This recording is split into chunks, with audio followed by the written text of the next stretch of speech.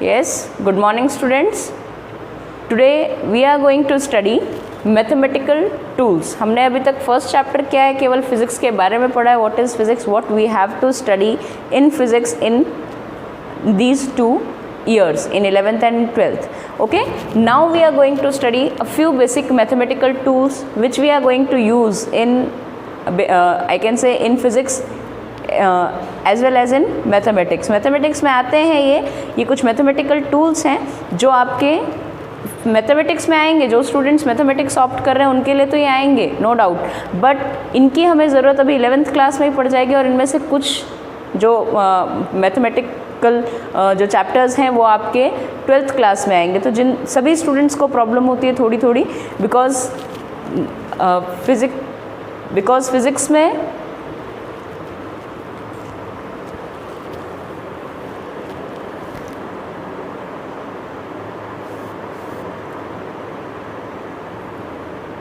Yes आवाज़ आ रही है बच्चों?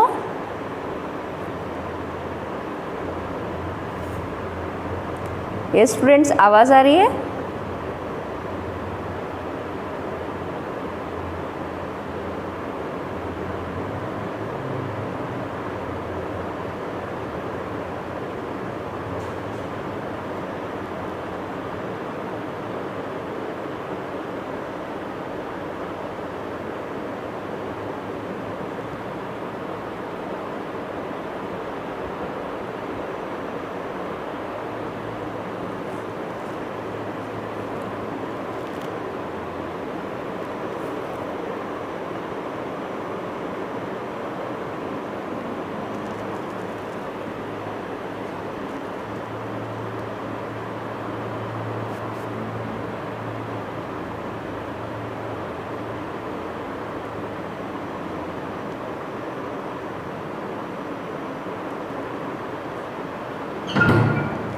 यस स्टूडेंट्स अब वापस आवाज़ आ रही है?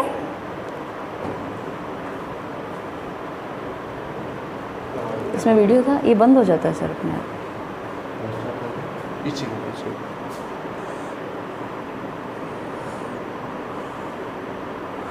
आवाज़ बंद हो जाती है. यस अभी आ रही है बच्चों वापस आवाज़?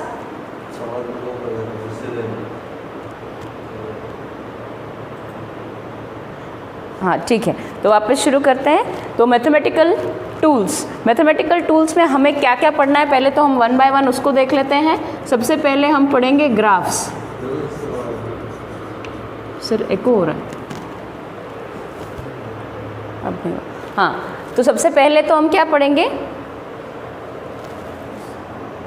ग्राफ्स पढ़ेंगे. उसके बाद हमें पढ़ना है डिफरेंशिएशन. ठीक, उसके बाद हम पढ़ेंगे थोड़ा सा पार्ट इंटीग्रेशन का. ये केवल वो पार्ट हम इन चैप्टर्स के पढ़ेंगे जो हमें काम आने वाले इन फिजिक्स. ठीक है, और लास्ट में हम थोड़ी सी ट्रिग्नोमेट्री की बात करेंगे. कुछ फॉर्मूलेज हैं ट्रिग्नोमेट्री के जो आपको यूज़ आएंगे. आपने 10th तक पढ़े हैं वो तो आएंगे ही आएंगे, लेकिन उसके साथ साथ दूसरे जो फॉर्मूले जो नए 11th 12th में आते हैं वो भी आपको पढ़ने हैं. ठीक है, तो हमें बेसिकली ग्राफ्स पढ़ने हैं, डिफरेंशिएशन पढ़ना है, इंटीग्रेशन पढ़ना है और ट्रिग्नोमेट्री के कुछ फॉर्मूलेज हमें पढ़ने हैं. ठीक है, तो अब हम यहाँ पर सबसे पहले ग्राफ शुरू कर रहे हैं. ग्राफ आप लोगों ने पढ़े हैं 9th 10th की मैथमेटिक्स में, आपने ग्राफ्स पढ़े हैं. ठीक है, ये जो ग्राफ आपने पढ़े हैं इनमें किस तरह से ये फिज़िक्स में यूज़ होते हैं और कई जगह क्या है कि डायरेक्टली क्वेश्चन आ जाता है कि ग्राफ बनाइए इस क्वांटिटी और इस क्वांटिटी के बीच में. ठीक है, तो 2 क्वांटिटीज़ के बीच में अगर आपको ग्राफ बनाना हो तो उसके लिए आपको बेसिक ग्राफ्स की नॉलेज होनी ज़रूरी है. ठीक है, तो यहाँ हम सबसे पहले बात कर रहे हैं ग्राफ्स. ठीक, अब ग्राफ जो हमें पढ़ने हैं 1 बाय 1 हम स्टडी करेंगे. सबसे पहले हम स्टडी करेंगे स्ट्रेट लाइन को. किसकी बात करेंगे सबसे पहले? Straight line. इसी की बात कर लेते हैं. ठीक है, स्ट्रेट लाइन की जब हम बात कर रहे हैं तो स्ट्रेट लाइन की जो जनरल इक्वेशन होती है, आपने स्ट्रेट लाइन की बहुत सारी इक्वेशंस पढ़ी हैं, लेकिन हमें कौन सी इक्वेशन चाहिए? हमें सिर्फ सिंगल इक्वेशन चाहिए जिसकी हमें उसी को हम हर जगह यूज़ करेंगे। तो स्ट्रेट लाइन की एक जनरल इक्वेशन होती है y is equal to mx plus c। ये एक जनरल इक्वेशन होती है जिसमें कि y एक्सिस पर क्या वैल्यू आएगी, x की क्या वैल्यू आप पुट करेंगे, प्लस c क्या है, कोई कांस्टेंट है, ठीक है। इस एक्सप्रेशन में m क्या होता है? m होता है स्लोप। स्लोप किसका? स्ट्रेट लाइन है तो स्लोप ऑफ लाइन, ठीक है। m क्या है? Slope of line. और c क्या है यहाँ पर? This is intercept on y axis. आप लोगों ने बहुत सारी कोऑर्डिनेट्स जब चैप्टर पढ़ा है उसमें आपने बहुत सारी इक्वेशंस पढ़ी हैं लाइन की। आपको फिज़िक्स के लिहाज से आपको केवल ये इक्वेशन ध्यान रखनी है, ठीक है। जहाँ पर y क्या होगा, y ये एक लाइन की इक्वेशन हो गई। अगर इस इक्वेशन को मैं प्लॉट करूँ ग्राफ में, ठीक है, ये हो गई हमारी plus x axis, minus x axis, this is y, this is minus y and this is origin O, ठीक है। ओरिजिन पे दोनों कोऑर्डिनेट्स क्या होते हैं? 0 0, ठीक। अब किसी लाइन को मुझे यहाँ प्लॉट करना है, तो मान लीजिए कोई लाइन है आपके पास, गिवन है कुछ इस फॉर्म में, ठीक। ये एक इक्वेशन है, इस लाइन की इक्वेशन है for example y is equal to mx plus c, ठीक है। अब लाइन का स्लोप क्या है उसकी बात करते हैं, फिर इंटरसेप्ट पे जाएंगे। स्लोप जो होता है किसी भी लाइन का, स्लोप होता है tan ऑफ थीटा, ठीक है। आपने ट्रिग्नोमेट्री पढ़ी है, आपने sine theta, cos theta, tan theta ये सब पढ़े हैं। तो यहाँ पर m होता है tan थीटा, यानी जब भी हमें स्लोप देना होगा लाइन का तो हम कहाँ से देंगे? बाय tan थीटा, ठीक। अब थीटा क्या होता है? एंगल। अब ये थीटा एंगल है कौन सा? तो ये ध्यान रखना, जब भी आप स्लोप निकाल रहे हो किसी भी लाइन का, उस लाइन के लिए आप जब एंगल लेंगे, जब आप एंगल फाइंड आउट करेंगे, एंगल देखेंगे कि कौन सा है एंगल, उसके लिए आप क्या करेंगे? पॉजिटिव x एक्सिस की डायरेक्शन पे जाएंगे, ठीक है। पॉजिटिव x एक्सिस की डायरेक्शन ये है, ठीक। पॉजिटिव x एक्सिस की डायरेक्शन में ये लाइन यहाँ पर कट कर रही है, ठीक है। इस पॉइंट से पॉजिटिव x एक्सिस के अलोंग जाएंगे, ठीक। और वहाँ से फिर एंटी क्लॉकवाइज उस लाइन के साथ एक एंगल बनाएंगे। ये जो एंटी क्लॉकवाइज एंगल बना थीटा, इसी का जब हम टेंजेंट लेंगे तो हमें क्या मिलेगा? स्लोप ऑफ दिस लाइन, ठीक है। तभी हमें क्या मिलेगा? इस लाइन का स्लोप, ठीक है। इसको तुम ऐसे भी समझ सकते हो कि x एक्सिस के साथ एंटी क्लॉकवाइज एंगल को ही हम हमेशा यूज़ करेंगे, ठीक है। पॉजिटिव x एक्सिस की डायरेक्शन के साथ एंटी क्लॉकवाइज एंगल को ही हम हमेशा यूज़ करेंगे। एंगल को स्टार्ट करने का पॉइंट कहाँ से होगा? हमेशा x एक्सिस के ऊपर से, ठीक है। ये ध्यान रहेगा। चलिए, तो स्लोप तो हो गया tan थीटा, ठीक। क्लियर है? किसी को कोई डाउट तो नहीं है? साउंड क्लियर आ रही है?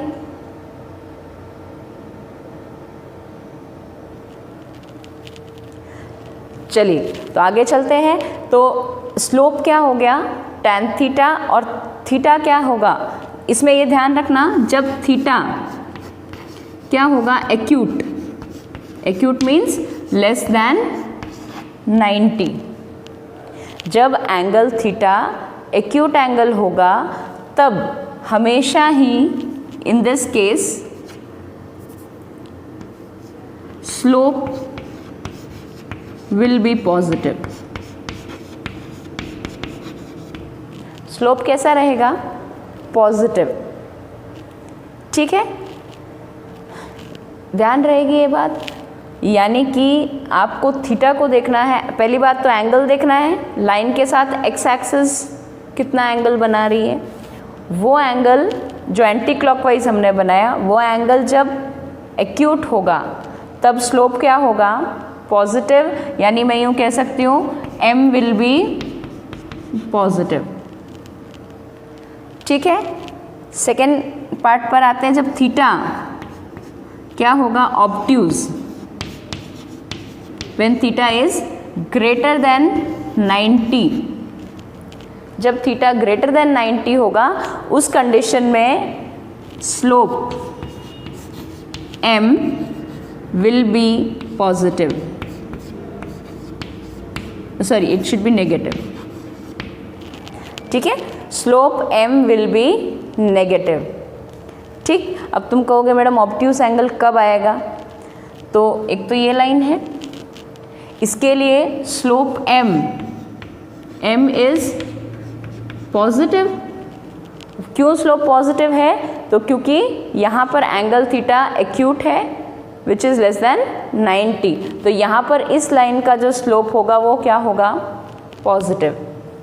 ठीक, अभी तक हम c की बात नहीं कर रहे हैं, केवल स्लोप की बात कर रहे हैं। ठीक है, अब दूसरा एक एग्जाम्पल देती हूँ मैं आपको। ये है कोई दूसरी लाइन, इसको हम यूँ कह देते हैं y1 is equal to m1 x1 plus c1। ठीक है, ये दूसरी लाइन है। ठीक, इस लाइन के लिए अगर मैं एंगल देखूं, ठीक है, तो हमें क्या करना है? पॉजिटिव एक्स एक्सिस के अलॉन्ग लेना है।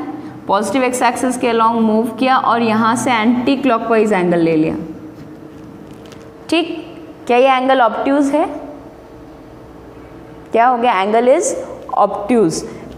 It means for this line slope m is negative.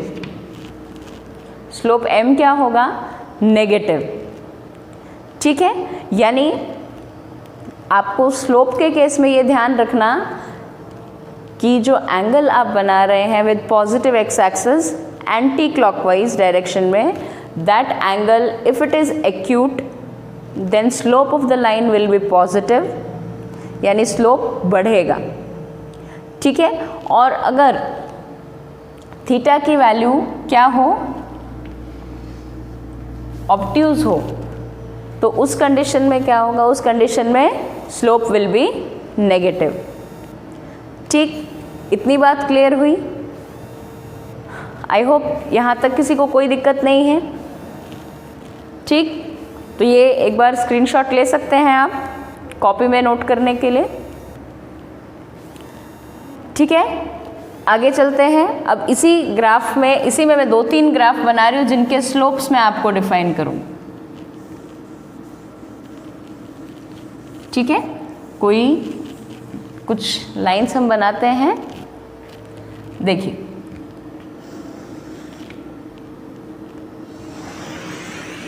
For example this is line 1। ठीक, this is line 2 and wait,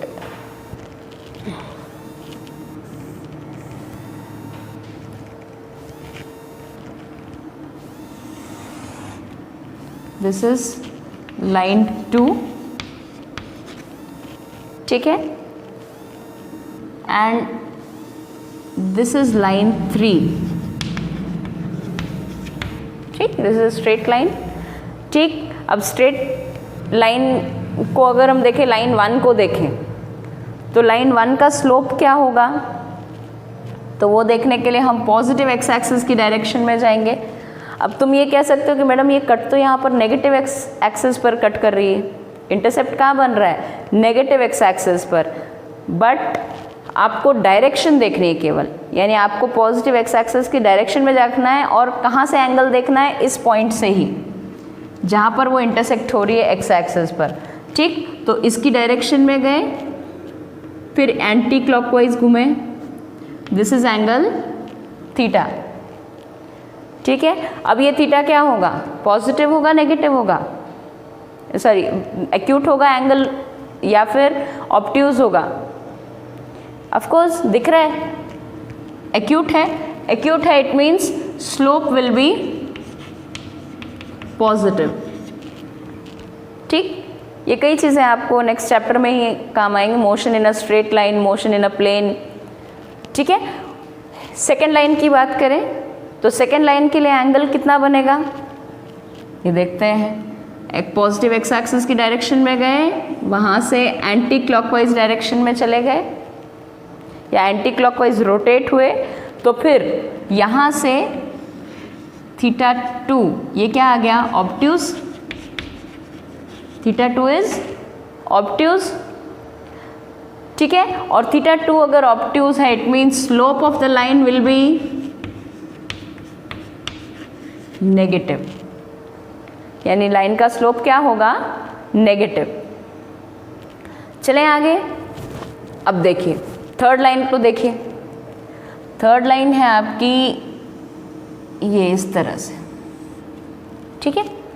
अब इसके लिए आप चाहें तो एक्स एक्सिस से आप इधर भी आ सकते हैं और इधर भी जा सकते हैं, लेकिन हमने क्या कहा, एंटी क्लॉकवाइज देखना है, तो ये तो क्लॉकवाइज हो गया, इसलिए इस एंगल को नहीं लेंगे हम किस एंगल को लेंगे, हम इस एंगल को यूज़ करेंगे जो कि है एंटी क्लॉकवाइज डायरेक्शन में, ठीक है। और एंटी क्लॉकवाइज डायरेक्शन में है, यानी थीटा 3 क्या है, greater than 90, which implies the slope of this line is negative. इस लाइन का स्लोप भी कैसा है, नेगेटिव, ठीक। यहाँ तक किसी को कोई डाउट है?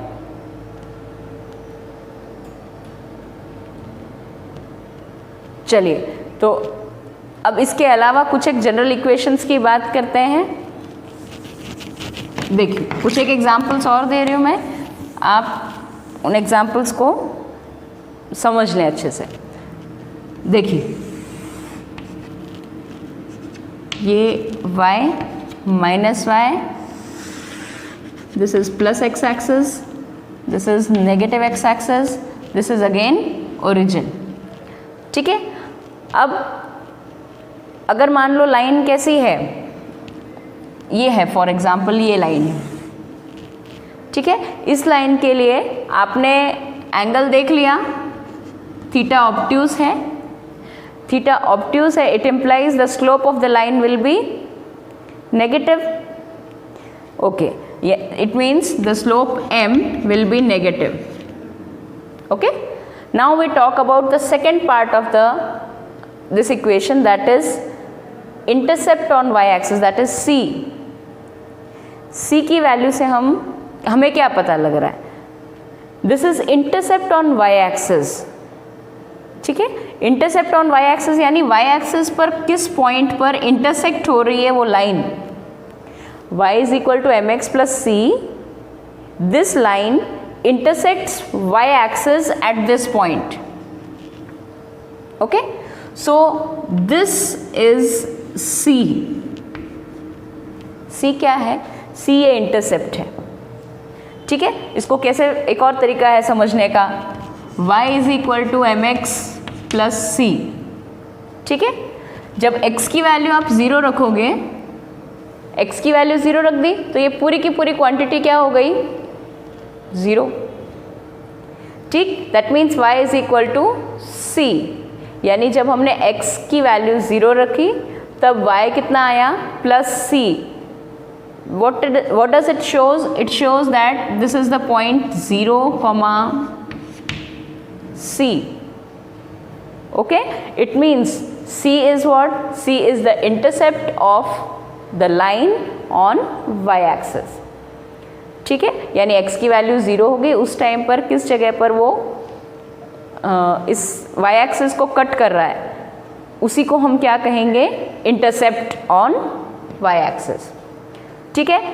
अब इसी को c की वैल्यू से क्या फ़र्क पड़ेगा, जैसे ये एक लाइन है, इसके लिए m क्या है, नेगेटिव, ठीक। मान ले स्लोप कितना है तो उसके लिए आप tan थीटा निकालेंगे,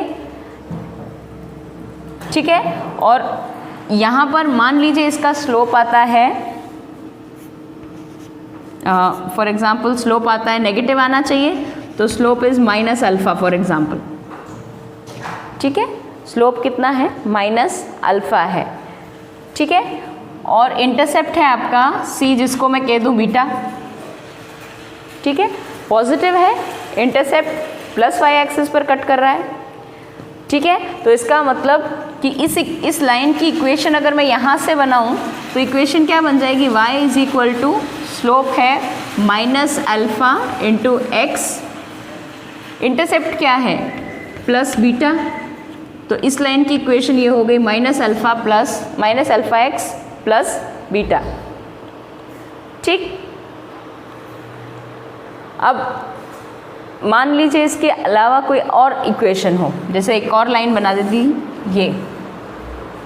ये दूसरी लाइन बना दी, ठीक। इस लाइन के लिए अगेन हम स्लोप निकाले, पहले तो स्लोप निकाले तो ये एंगल अगेन ऑब्ट्यूज है, थीटा ऑब्ट्यूज है, तो स्लोप क्या होगा, स्लोप विल बी नेगेटिव, ठीक। लेकिन अब इंटरसेप्ट की बात करें तो ये y एक्सिस पे कहाँ पर टच कर रही है, यहाँ पर, यानी अब इंटरसेप्ट हो गया आपका c, ये हो गया यहाँ से लेकर यहाँ तक, ठीक। और ये c भी क्या होगा, नेगेटिव, क्योंकि नेगेटिव y एक्सिस पर कट कर रहा है, ठीक है। तो इस लाइन के लिए इक्वेशन कैसी बन जाएगी, इस लाइन के लिए इक्वेशन कुछ ऐसी बनेगी, y is equal to minus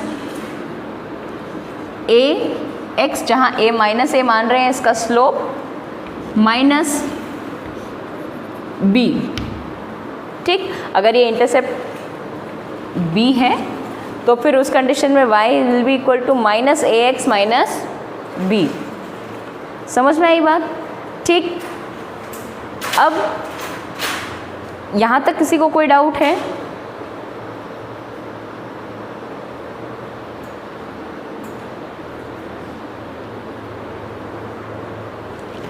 ठीक है। तो अब यहाँ से आगे चले, देखिए अब एक लाइन की इक्वेशन की बात करें तो यहाँ पर मान लीजिए कि लाइन अगर मान लो c 0 हो जाए तो क्या आएगी इक्वेशन, अगर c की वैल्यू 0 हो जाए तो आपके पास लाइन कैसी आएगी, c की value 0 if c becomes equal to 0, ठीक। अगर c की वैल्यू 0 हो गई तो इसका मतलब ये हुआ कि y की इक्वेशन बन जाएगी, या लाइन की जो इक्वेशन बन जाएगी वो बन जाएगी mx, y is equal to mx। अब इस तरह की लाइन की इक्वेशन कैसी होगी, इतना समझ में आ रहा है, intercept on y axis is 0, यानी जहाँ पर वो y एक्सिस को कट कर रही है वो पॉइंट क्या है, 0। तो जब इंटरसेप्ट हम लेते हैं y एक्सिस पर, वहाँ पर x तो ऑलरेडी 0 होता है, तो इस लाइन की इक्वेशन कैसी आ जाएगी, कुछ ऐसी,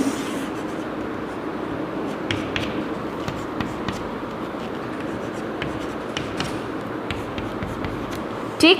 इस लाइन की इक्वेशन कैसी आ जाएगी, कुछ, या यूँ कह लें कि इसका मैं ग्राफ बनाऊँ तो ये कुछ ऐसा आएगा,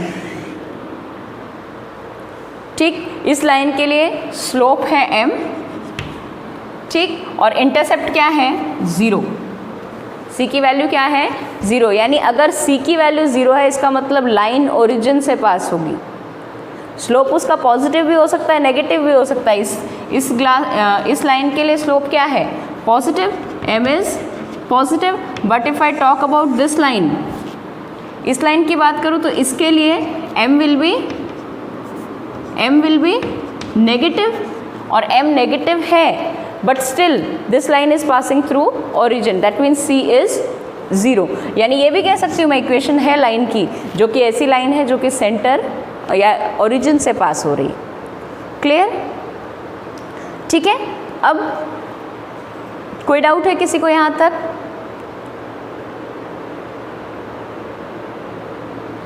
ठीक है। अब थोड़े और आगे चलते हैं, देखिए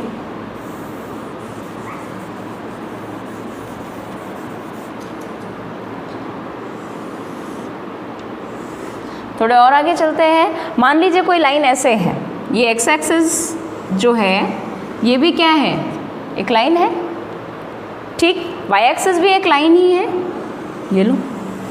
अब मान लो आपको कोई लाइन दे दी जाए ऐसे, ठीक, लाइन क्या दे दी जाए, ऐसे दे दी जाए, ठीक। तो अब यहाँ पर अब यहाँ की बात करें तो यहाँ पर इक्वेशन क्या होगी, तो यहाँ पर इक्वेशन होगी y पे आपको कुछ वैल्यू मिल रही है, या यूँ कह लीजिए कि y की वैल्यू सब जगह फिक्स है। अगर ये मान लो y की वैल्यू 3 है, ठीक है, x की वैल्यू वेरिएबल है या x की वैल्यू चेंज होती जा रही है, ठीक है। तो x की वैल्यू चेंज होती जा रही है और y की वैल्यू फिक्स है, यानी यहाँ पर equation of line will be y is equal to 3। y is equal to 3 के आगे आप x की कोई भी वैल्यू रखते जाओ, यानी इसको मैं यूँ मान सकती हूँ कि इस लाइन के लिए इक्वेशन क्या हो गई, y is equal to mx plus 3, जहाँ पर m क्या हो गया 0, जिसकी वजह से ये पूरी की पूरी क्वांटिटी 0 हो गई और y इज इक्वल टू 3 आपके पास इक्वेशन ऑफ लाइन आ गई, ठीक। या इसको आप ऐसे भी समझ सकते हो, कैसे समझ सकते हो कि भाई जब हमें एंगल लेना होता है tan थीटा से निकालते हैं स्लोप, तो tan थीटा के लिए थीटा लेना होगा तो यहीं पर इस डायरेक्शन में ही है, एक्स एक्सिस की डायरेक्शन में ही आपको जाना है, तो एक्स एक्सिस की लाइन के ऊपर ही मैंने एक्स एक्सिस की डायरेक्शन ले ली, ठीक। लेकिन अब इसको इसकी तरफ कैसे मोड़ूँ, एंटी क्लॉकवाइज कैसे मोड़ूँ, क्योंकि वो तो एक्स एक्सिस पर ही है, ठीक है। इस लाइन को अगर मैं देखूँ तो ये तो एक्स एक्सिस के पैरेलल ही है, ठीक है। तो यहाँ पर थीटा क्या हो जाएगा 0, थीटा क्या आ जाएगा 0, थीटा 0 आने का मतलब स्लोप tan 0 0 होता है, ठीक। तो यहाँ से स्लोप की वैल्यू कितनी आ जाएगी, m will be equal to 0, ठीक। इसी तरह से अगर आपको कोई ऐसे इक्वेशन दे दी जाए, ऐसे लाइन दे दी जाए, ठीक, इस लाइन के लिए अगर बात करें तो अगर यहाँ पर x की वैल्यू है फॉर एग्जांपल a, x की वैल्यू क्या है a, ठीक है।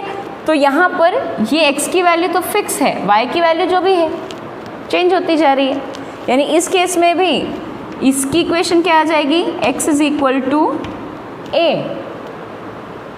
ठीक। और स्लोप क्या होगा, यहाँ पर स्लोप क्या होगा, तो इस केस में स्लोप की बात करें तो स्लोप विल बी इनफाइनाइट, यहाँ पर स्लोप 0, यहाँ पर स्लोप इनफाइनाइट, ठीक है। क्यों, क्योंकि tan थीटा निकालते हैं, ठीक। यहाँ पर tan थीटा कितना आएगा, इसके लिए अगर tan थीटा निकालूँ तो tan 90 आएगा, ठीक। और tan 90 की वैल्यू क्या होती है इनफाइनाइट, ठीक है। यानी वो मान लीजिए कि जो परपेंडिकुलर लाइन होती है उसके लिए स्लोप जो होता है वो क्या होता है इनफाइनाइट, ठीक है। कोई डाउट, यहाँ तक किसी को कोई डाउट है, चलें आगे, ठीक। ये दो तरह की लाइंस। अब अगर मान लो आपसे ये पूछ ले कि एक्स एक्सिस की क्या इक्वेशन होगी, तो एक्स एक्सिस की इक्वेशन क्या हो जाएगी, y इज इक्वल टू 0, यानी एक्स एक्सिस पर हर जगह एक ही चीज़ फिक्स है, y की वैल्यू फिक्स है और वो कितनी है 0, तो उसी के according y will be equal to 0 is the equation of X axis. Similarly x is equal to 0 is the equation for y axis. ये दोनों भी क्या हैं, दो इक्वेशंस हैं या दो स्ट्रेट लाइंस हैं जिनकी इक्वेशंस हमने बता दी, ठीक है। यहाँ तक किसी को कोई डाउट हो तो आप मुझे मैसेज कर सकते हैं, ठीक है। तो आई होप यहाँ तक सभी को क्लियर हो गया होगा। चलें आगे। अब देखिए, ये तो हमने पढ़ा किसके बारे में, स्ट्रेट लाइन के बारे में। एक बात और कि जो स्ट्रेट लाइन हम पढ़ रहे हैं इसकी इक्वेशन कुछ भी हो सकती है, 3x + 2y is equal to 3। For example ये आपको एक इक्वेशन दे रखी है, तो इस इक्वेशन को जब ये भी स्ट्रेट लाइन की इक्वेशन है, इस इक्वेशन को आप स्लोप जब निकालना है तो इसी इक्वेशन को आप उस फॉर्मेट में लाएंगे। किस फॉर्मेट में लाएंगे, y is equal to mx + c format में लाएंगे, ठीक। तो इसको मैं अरेंज करती हूँ, रीअरेंज करती हूँ, 2y is equal to 3 - 3x और आई कैन से -3x + 3, इस 2 को डिनोमिनेटर में ले जाएं तो y is equal to -3/2x plus 3/2। तो यहाँ पर अब स्लोप क्या हो गया, this is the slope of straight line -3/2 यानी स्लोप कैसा है, नेगेटिव, और +3/2 दिस इज c। ठीक, तो यहाँ से हम क्या पता कर सकते हैं कि लाइन किस तरह की है। वो कोई भी इक्वेशन दे रखी हो उससे आप इस फॉर्म में क्या निकाल लेंगे, उसका स्लोप निकाल लेंगे और उसकी इंटरसेप्ट निकाल लेंगे और आप बता सकते हैं। अब इसका अगर आपको ग्राफ ड्रॉ करने के लिए कह दे तो आपके पास m है, स्लोप है, c है, इंटरसेप्ट है, उसके अकॉर्डिंग आप ग्राफ ड्रॉ कर सकते हैं। ठीक है, यहाँ तक किसी को कोई डाउट नहीं होना चाहिए। ठीक है, फिर भी अगर किसी को कोई डाउट होता है तो आप पूछ लेना। चलें आगे। देखिए, तो यहाँ तक तो बात हुई थोड़ी सी स्ट्रेट लाइन की कि स्ट्रेट लाइन क्या होती है, इसका स्लोप क्या होता है, बहुत जगह पूछेंगे। ठीक है, ग्राफ पूछ लेंगे आपसे, बहुत जगह पूछते हैं स्ट्रेट लाइन, उसका स्लोप क्या होता है, पॉजिटिव आएगा, नेगेटिव आएगा, उसके बेसिस पर यहाँ पर जिन जिन क्वांटिटीज़ को हम, सर इट इज़ डिस्कनेक्टेड, इसका ऑडियो दे रहा है। ठीक है, तो अब यहाँ पर इस ग्राफ के केस में अब हम थोड़ी सी बात करेंगे आगे की, यानी अब हम बात करते हैं पैराबोला की। किसकी बात करें, we are talking about parabola. ठीक है, जनरल इक्वेशन पैराबोला की, जैसे हमने जनरल इक्वेशन लिखी किसकी, स्ट्रेट लाइन की, उसी तरह से पैराबोला की जनरल इक्वेशन क्या होती है, y is equal to ax² plus bx plus c, इस तरह की इक्वेशन होती है।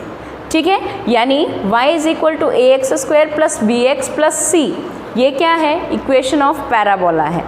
ठीक है, अब ये पैराबोला कैसा हो सकता है, ठीक, तो a की वैल्यू पॉजिटिव और a की वैल्यू नेगेटिव, इसके बेसिस पर पैराबोला की दो शेप होती हैं। कौन कौन सी, जब a पॉजिटिव होता है तो पैराबोला ऐसा बनता है, यूँ मान सकते हो स्माइली फेस होंठ पर।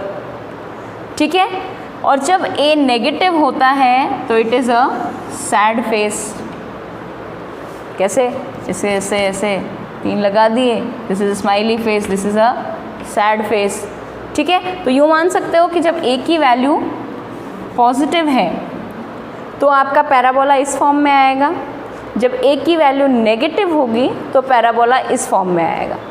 ठीक, ध्यान रखना है, positive attitude smiley face, negative attitude sad face. यहाँ पर x की पावर 2 हो, ऑर्डर क्या हो, 2 हो, तो उस केस में आप क्या कह देंगे कि यहाँ पर x की पावर अगर 2 है, चाहे ये हो नहीं हो, कोई फ़र्क नहीं पड़ता है। अगर एक्सप्रेशन में 1 की पावर 2 आ रही तो इसका मतलब ये क्या होगी, इक्वेशन ऑफ पैराबोला होगी।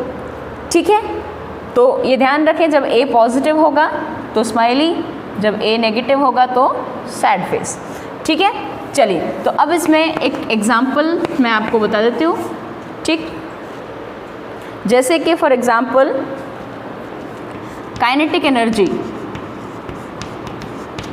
एक फॉर्मूला आप पढ़ेंगे, काइनेटिक एनर्जी के इक्वल टू p²/2m, ये एक फॉर्मूला आपको पढ़ना है आगे। कितना टाइम है, पॉजिटिव वैल्यू है। ठीक है, पॉजिटिव वैल्यू है तो यहाँ पर ग्राफ आपका कैसा बनेगा, पैराबोला कुछ इस तरह से बनेगा, ये y, यहाँ x, तो इट इज़ पॉजिटिव है ना, तो स्माइली फेस आना चाहिए, ये हो। ठीक है, अब यहाँ पर एक बात और, तुम कहोगे मैडम ओरिजिन से कैसे पास कराया, तो जब x की वैल्यू आप क्या पुट करेंगे, 0, यानी p की जगह 0 पुट कर देंगे तो k की जगह क्या आ जाएगा, 0। इसका मतलब पैराबोला कहाँ से पास हो रहा है, फ्रॉम ओरिजिन। एक बात और कि यहाँ पर जब c नहीं हो, ये क्वांटिटी भी नहीं हो, केवल अकेला इस फॉर्म में है, तो इसका मतलब वो ओरिजिन से ही पास होगा। ठीक है, ये भी क्या है, कांस्टेंट है जो कि इंटरसेप्ट ही बताता है। ठीक है, यानी अगर c की कुछ वैल्यू होगी तो यही पैराबोला ऐसे बन जाएगा, यहाँ पर ये होगा c। ठीक है, दूसरी इक्वेशन अगर हम देखें तो s is equal to U T plus half A T square. ठीक, एक इक्वेशन आप पढ़ेंगे, इसको मैं दूसरी इक्वेशन बना देती हूँ, s is equal to U T minus half G T square, जहाँ पर s होता है डिस्टेंस, यहाँ पर डिस्टेंस की जगह हम ले लेते हैं हाइट h। ठीक है, जब ग्रेविटी के अंडर कोई भी ऑब्जेक्ट फॉल होती है तो उसकी हाइट, किस हाइट से आप फेंक रहे हैं उस पर g acceleration due to gravity लग रहा है और t टाइम में वो नीचे आ रही है, तो उसकी एक एक्सप्रेशन हम ये लेते हैं। ठीक है, तो अब यहाँ पर t और किसके बीच में, h और t के बीच में, आपको h को मान लें हम y और t को हम मान लें x। तो अगर आपको h और t के बीच में ग्राफ बनाने को बोले तो ग्राफ कैसा आएगा, पैराबोला आएगा, नोट आएगा। तो इसकी एक्सप्रेशन कैसी बनेगी, ये आपकी x एक्सिस, ये y एक्सिस, ठीक, और ग्राफ कुछ ऐसा आ जाएगा, सैड फेस। क्यों, क्योंकि माइनस हाफ g है।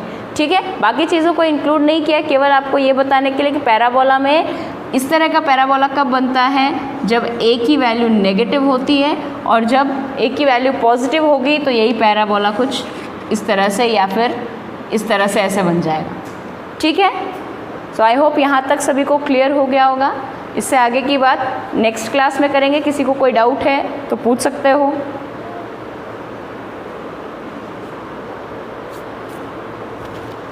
चलिए ठीक है बच्चों, आप इस क्लास की आपको रिकॉर्डिंग भी मिल जाएगी। ठीक है, और ये क्लास आपकी, ये 2-3 कुछ स्ट्रेट लाइंस के आपको फॉर्मूले में दूंगी, आप उनके स्लोप निकाल के मुझे बताएंगे। ठीक है, आज का आपका